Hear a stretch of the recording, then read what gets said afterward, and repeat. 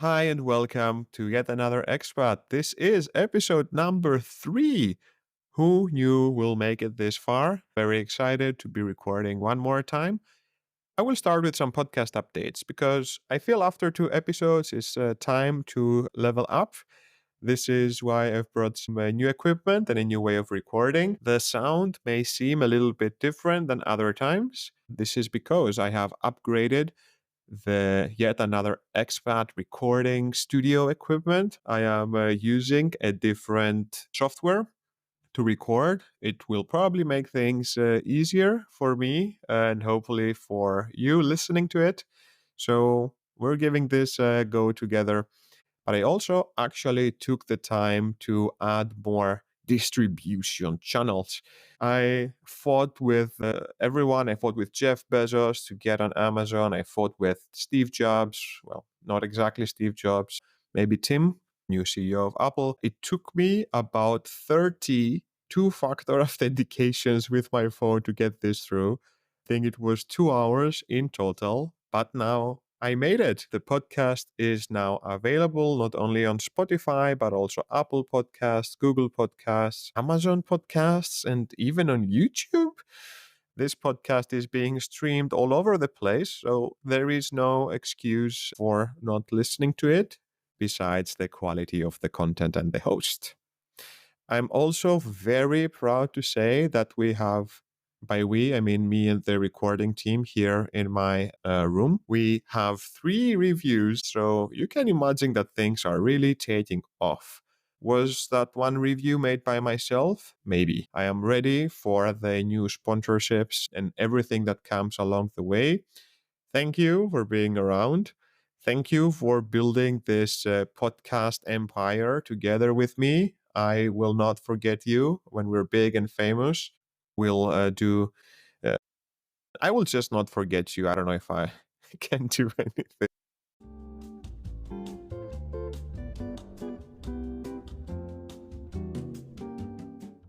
Remember how we talked in the previous episodes about brain plasticity and that for building a habit, you need 60 days of doing something so it becomes a routine. And then in the first 20 days, you see a noticeable difference. Well, I stopped training at around 12 days. So there goes that.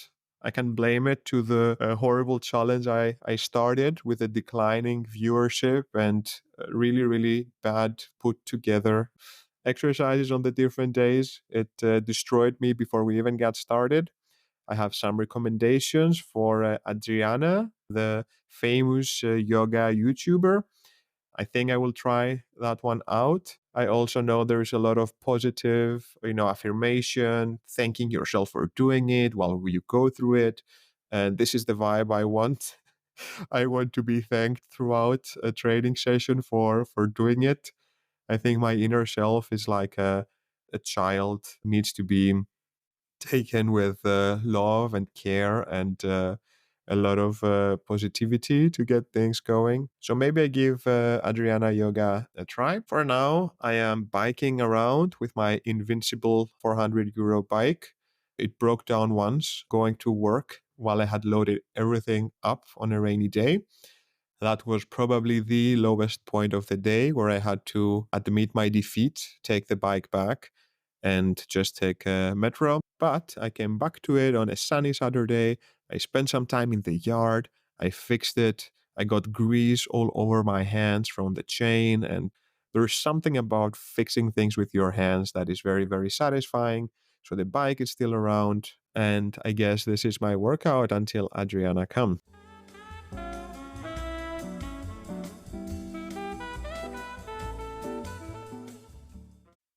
A few random things I want to share as topics for this week. I'm here in Berlin, and learning German is hard. I have a teacher, and we do once every week. I don't study a lot.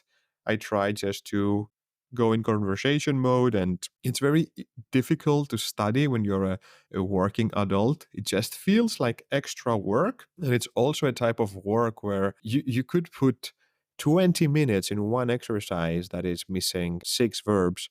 So, really, the joy of completing something does not match my usual expectations of how I put my time. Putting 30 minutes in something should give you something very rewarding, and it's just not hitting the spot with German, but I'm getting there. It's 2 years that I do this very slow paced once a week conversational type of lessons. And now I'm in a proud state where I can make sentences together. They're patchy, but you know, I can at least communicate with my girlfriend's relatives. I can read a lot of the posters in the U-Bahn and the metro. And I was very proud when I hit that demographic that the marketing being created now applies to me as well.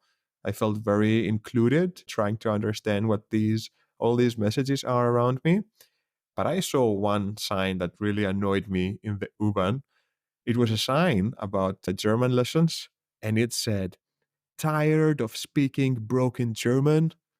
Do this, this, this, and this." And I was like, how dare you?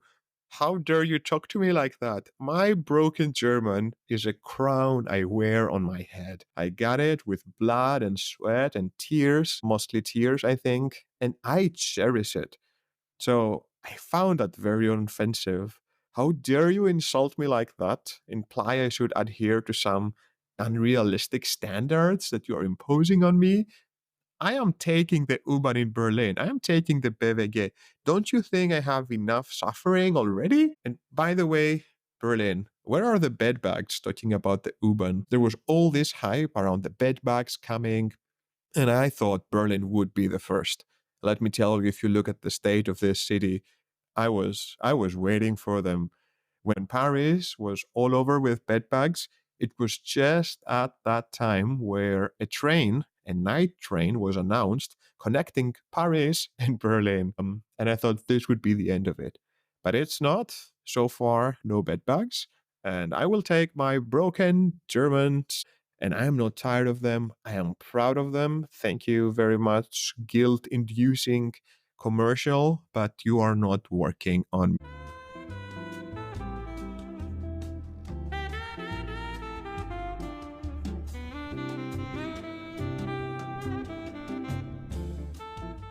Moving on, I wanted to share some thoughts about the new Apple Vision Pro.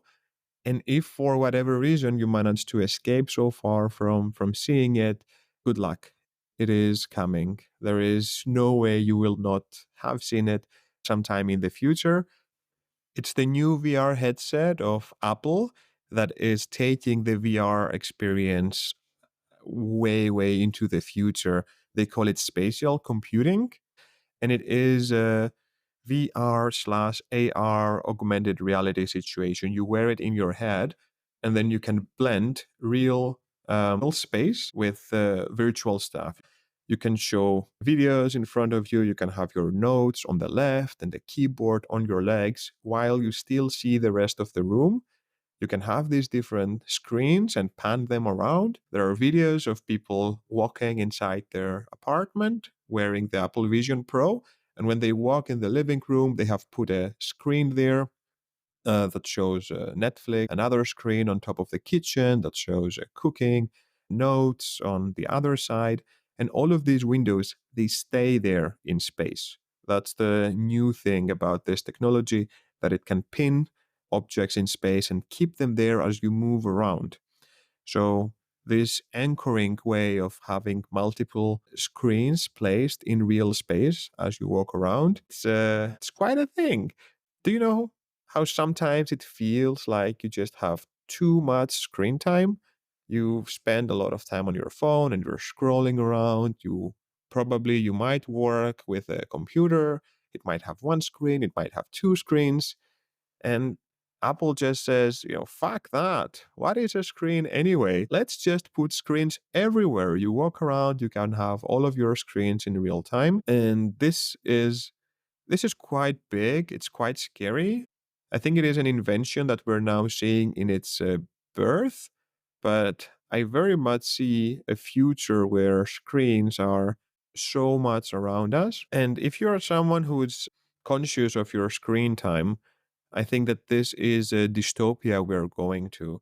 We love this stimulation, right? We love this dopamine releases in our brain when we scroll through TikToks or Reels and we see a video, we read an article, we read a headline, we move over to a chat, and there is this constant dopamine flow, this constant reward and instant gratification.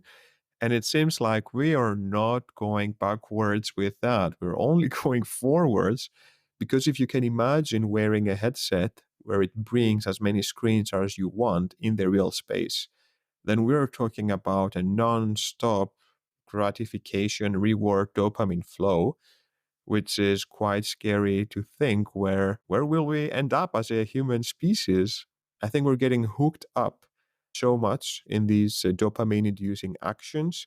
We're consuming more and more, and these devices allow you to consume even further. And this was one of the things Elon Musk said about Neuralink, the device, the brain implant he is aspiring to bring to the world, that it will enhance how much information we can perceive in our brains. So, even faster than our eyes can see and even faster than our ears can hear, you just feed information into your brain for faster processing. Quite scary stuff. I feel that there is a capitalism, and the currency of that is attention. Attention is the currency in which we pay for the products. And I feel that there is a new form of capitalism that is emerging around the attention grabbing. So, yes, new Apple Vision Pro. If you haven't seen it, check it out. It feels like they're really trying to milk the dopamine from the cow brain we have, keep it captive, and just keep on giving to it. I have to say, I had three reactions.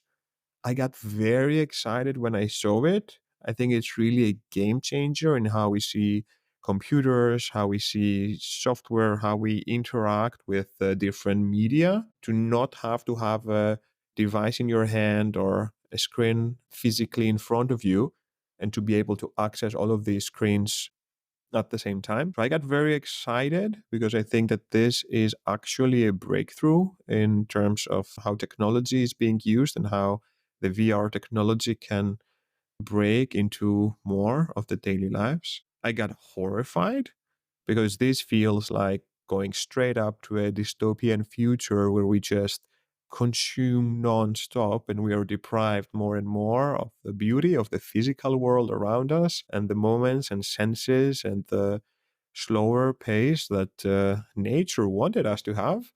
I think that the dopamine and rewards and instant gratifications, they are there for a reason, to help us with surviving, to help us with getting by. But once we realized how good that can feel, I think that this is where this roller coaster of what we see nowadays started. And lastly, I bought one Apple stock. I thought this this is going places, whether I like it or not. Let's see how that goes.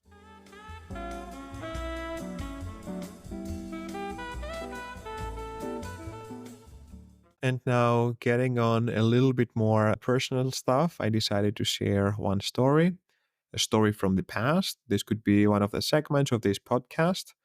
But do you know this desire we have to do forbidden things?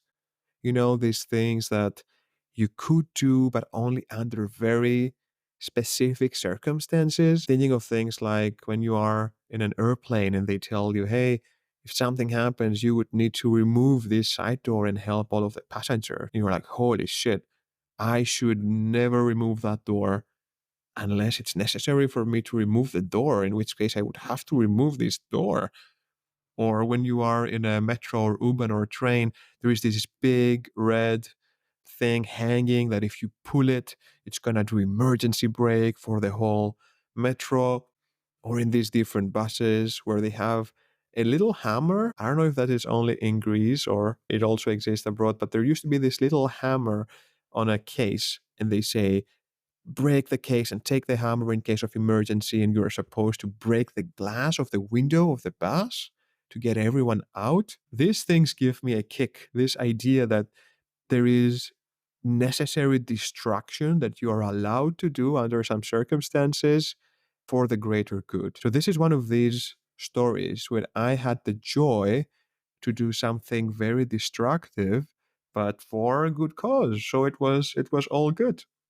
And let me tell you, I was at a wedding from my girlfriend's side of the family, and they are German and also from Switzerland. So I was very much thinking, okay, I want to know the different norms and to make sure that I get all of the social points I can. This is something I enjoy a lot as a incurable people pleaser. So it's happening in a some sort of a estate or a venue in nature outside of the city where they have these little houses that we're staying and they're preparing the different food and the ceremony stuff for the wedding. So we're there on the first evening. I'm quite stressed because I cannot remember faces. It's difficult for me to say who is whom, but I'm sticking out like a fly in the milk, as we say in Greece. So they know I am the boyfriend. Long story short, it's the evening.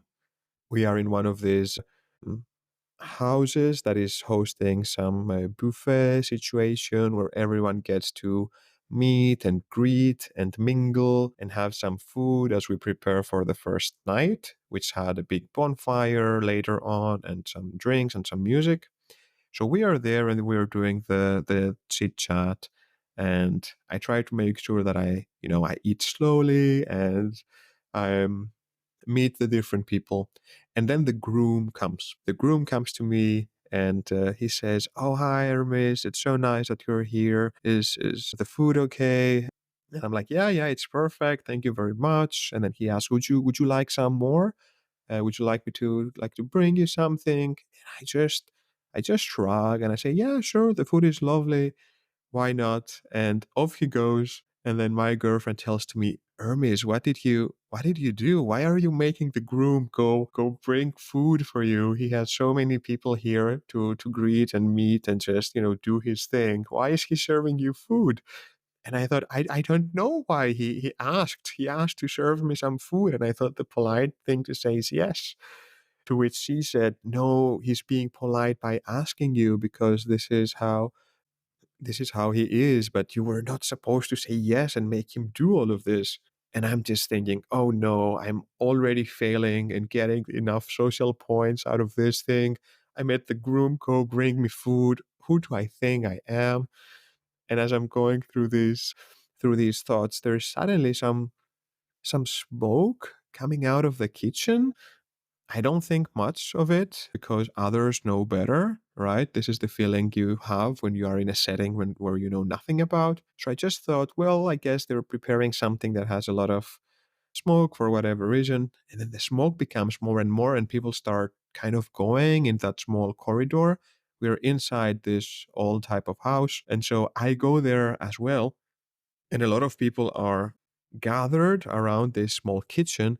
And as I put my head inside, because the curiosity got over me, there is an actual fire. So what happened is that the stove was left open and hot, and there was some sort of paper around, and the paper had started burning, and everything is burning. And actually the cabinets have started to burn, and everyone is just completely paralyzed. They're looking at it, they're trying to heat it with some towels, and it's just getting the fire around, and pieces of flaming paper are around.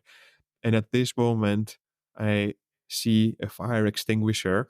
A woman is trying to bring it, but she has no idea how things work. So she's just carrying it like I would carry a baby. If someone gave me a baby, a young baby, I would hold it like that. Just take this thing off me. I'm holding it because I have to, but I really don't know what to do. And she brings the fire extinguisher completely in despair. And I think this is it. This is my time.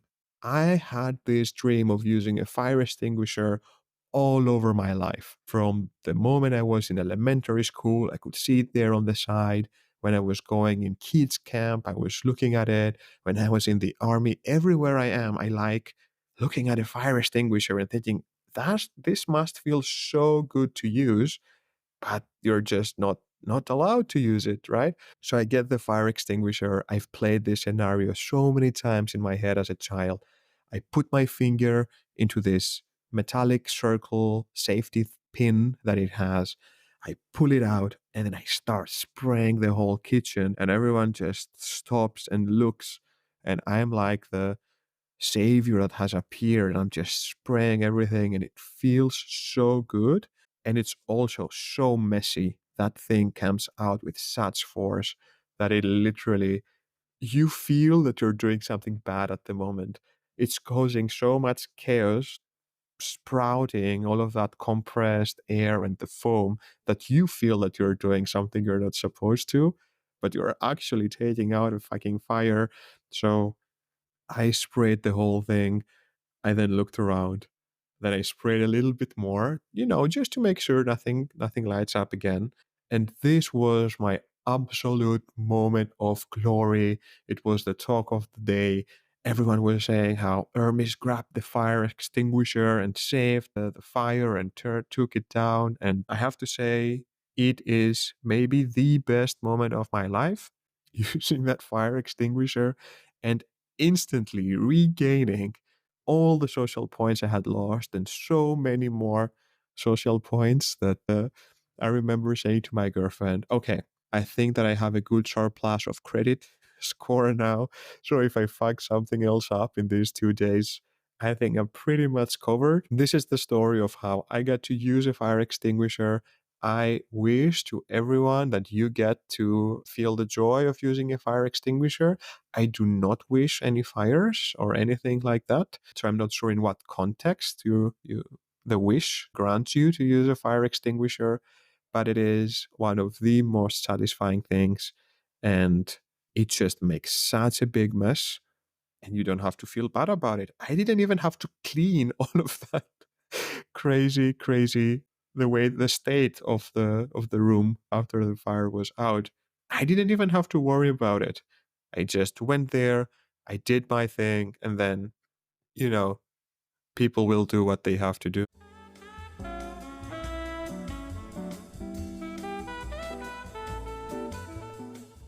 In other things happening around us, there was actually a lunar landing. I get very excited with space and space exploration. And, we lived a very dormant time in the last 50 years. But actually, currently, we are reliving a little bit of a space rush where different countries, different entities, private companies have joined into looking a little bit more in the stars and doing a little bit more of space exploration, whether it is for things that are nearby, like the moon. The moon is the moon is the new Mykonos for the different companies. They're like, hey, what about that place? How about we go there again? We had a good time last time. But also, we're looking further away in our solar system and outside of the solar system with beautiful artifacts like the James Webb Telescope. But let's not get too far ahead of ourselves. I want to bring one piece of news. A private company tried to send a spacecraft into the moon. China has had a lunar rover for some time. They're planning to send new ones. The US and NASA decided to send the Artemis mission. I think it's happening on 2026 to try and send humans again on the moon, which is extremely complicated. The more you look into it, the more it feels like a complete miracle. This happened with the Apollo mission, 1969, I think. But in all this new interest around the moon, there are private companies that want to do a space walk where you go with a craft, you do one orbit around the moon, and then you go back to Earth, and all of these types of things. So we have ODI. ODI is a spacecraft by a private company. It looks like a hexagonal cylinder around the size of a phone booth with some legs attached.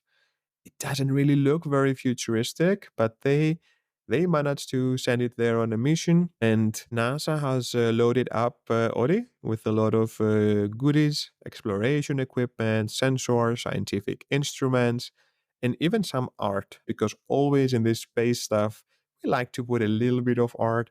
This time it's some small metal balls that apparently are the different phases of the moon. I don't really get the that concept, but well, it's going there. it's loaded, and it tried to make it work.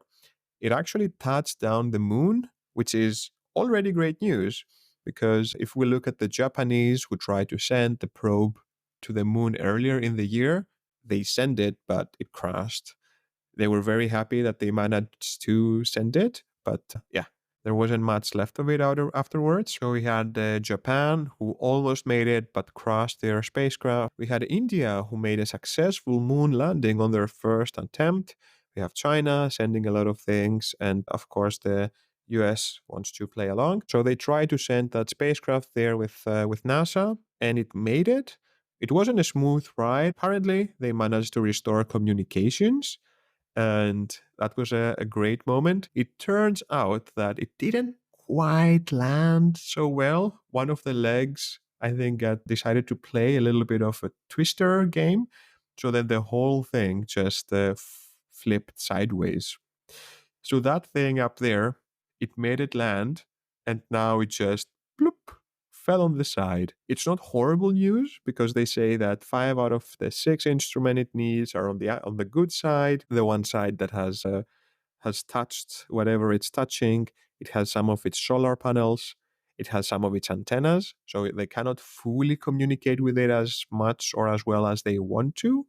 But the team is very, very happy for making that landing. And it's close to a part of the moon that we want to explore more. China is going to send some stuff there soon. This is because there is a high level of certainty that there will be water. And when you find water, you can open a water park. And who doesn't want a great water park? I think this is why India, Japan, and China have all thrown their hats into this lunar ring. It's like a cosmic competition with bragging rights to whoever makes it. Let them try. Let's just make sure they send photos.